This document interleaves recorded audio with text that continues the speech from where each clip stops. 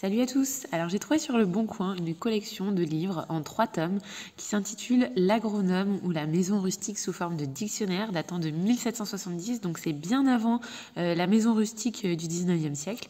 C'est un peu cher, mais je me suis dit que si j'investissais là-dedans, ça promettait déjà de belles vidéos intéressantes en perspective et que ça servirait l'intérêt de beaucoup de monde.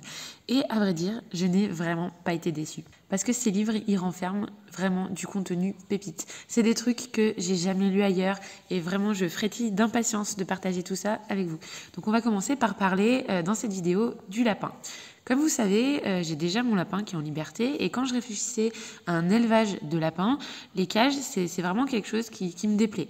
Tant bien pour le bien-être animal que pour la corvée de nettoyer les crottes assez souvent puisqu'ils en font quand même un petit paquet.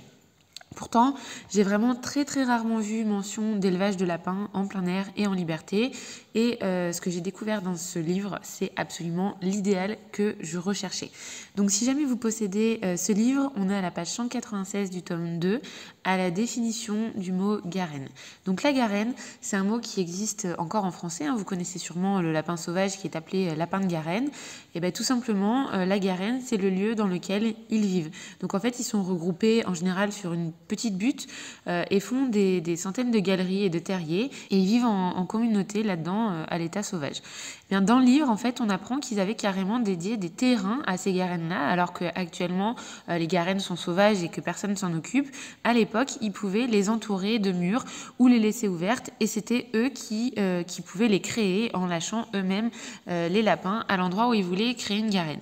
Donc ces lapins, ils n'étaient pas considérés comme sauvages, mais bien comme une propriété de celui à qui appartenait le terrain. C'est donc une forme d'élevage au même titre qu'aujourd'hui des éleveurs peuvent élever des lapins en clapier.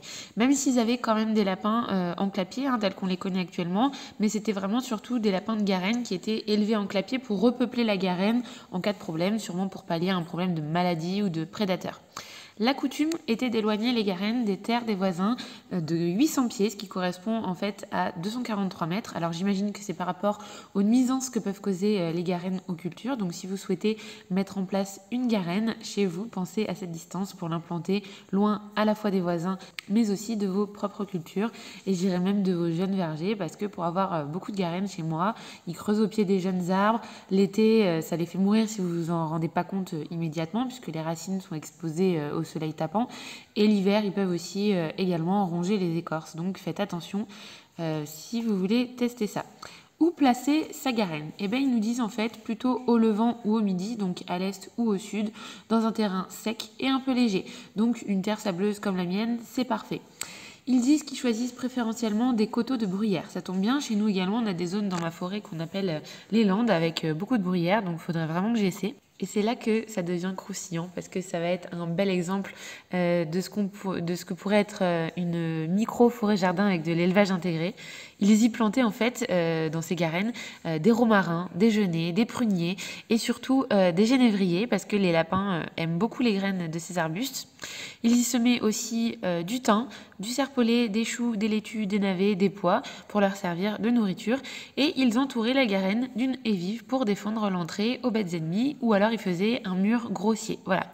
Et c'est ce passage qui me fait juste bondir de satisfaction mentale parce que en fait, ils font une zone pour élever des animaux sauvages, ils plantent une haie pour les défendre, ils plantent des arbres et des arbustes pour leur donner une nourriture autonome, ils sèment juste quelques trucs pour assurer un petit peu de fourrage annuel et basta. Ils font rien d'autre, pas de nettoyage de crottes, pas de granulés, rien, c'est hyper durable comme technique. Et puis, si jamais plus personne pour l'entretenir, ils continuent en fait de faire leur petite vie tranquillement et ça laisse aucun déchet, quoi, aucun clapier béton horrible. Voilà, c'est vraiment naturel comme mise en place et je trouve que c'est vraiment un truc qui satisfait mon esprit, quoi.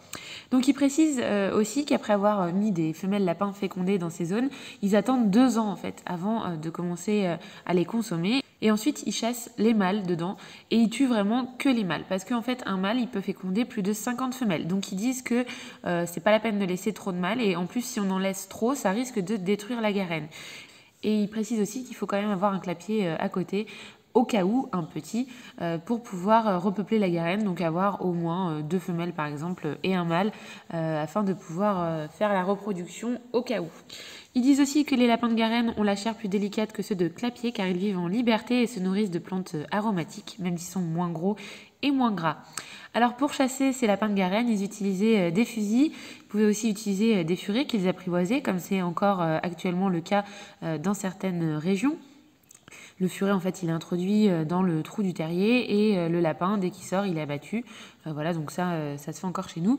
Mais je voulais aussi vous présenter une autre technique que j'ai trouvée assez originale et dont il parle, page 356, toujours dans le tome 2, dans la définition du mot lapin. C'est une façon de prendre les lapins sans arme à feu ni furet. Donc en fait, il mettait une poche devant l'entrée du terrier. D'ailleurs, je vous fais remarquer à tous les Parisiens qui se moquent de nous quand on appelle un sac plastique une poche. Une poche, en 1770, c'était déjà un mot utilisé pour désigner un sac, hein, ok. Donc cette poche, elle était mise devant l'entrée du terrier et il glissait une écrevisse en fait dans le terrier et l'écrevisse, tac tac tac tac tac, elle avançait jusqu'au lapin, elle le pince, le lapin il fuit avec l'écrevisse qu'il emporte avec lui et il fonce dans la poche et il suffit de refermer au même moment cette poche. Donc il précise que cette méthode, elle demande quand même de la patience parce que l'écrevisse, elle est quand même lente à avancer. Voilà, même si je pense que maintenant, vu la rareté des écrevisses, c'est pas forcément une méthode qui est simple, je trouvais que c'était une anecdote plutôt intéressante à relater. Ils étaient déjà bien malins à cette époque, et en tout cas, j'ai jamais vu cette technique ailleurs. Donc si vous savez si c'est encore pratiqué dans certaines régions, je suis curieuse de savoir. Je trouvais ce petit passage vraiment intéressant parce que ça permet d'entrevoir un modèle qu'on pourrait assimiler en fait à une sorte de modèle abouti de forêt-jardin avec un petit élevage nourricier à l'intérieur qui peut être intégré dans un système plus grand. On peut imaginer une grande forêt-jardin avec plusieurs zones de ce type-là, avec différentes sortes d'élevage.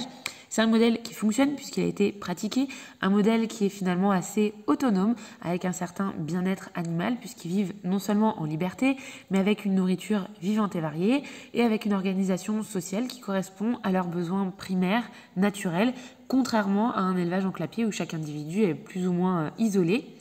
Et qu'ils ont finalement peu d'espace pour évoluer.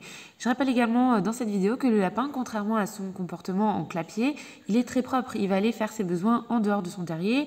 Il ne passera pas son temps dans ses excréments. J'ai pu voir des lapins en cage, dans les clapiers en béton, avec beaucoup de crottes sur l'ensemble du sol de la cage. C'est pas du tout ce qu'ils font en milieu libre. Et en plus, l'urine et les excréments qui restent dans les cages, comme ça irrite les voies respiratoires des lapins. Donc c'est quelque chose de mauvais en plus d'être pas naturel pour eux. Pas très sympa non plus de vivre dans leurs crottes.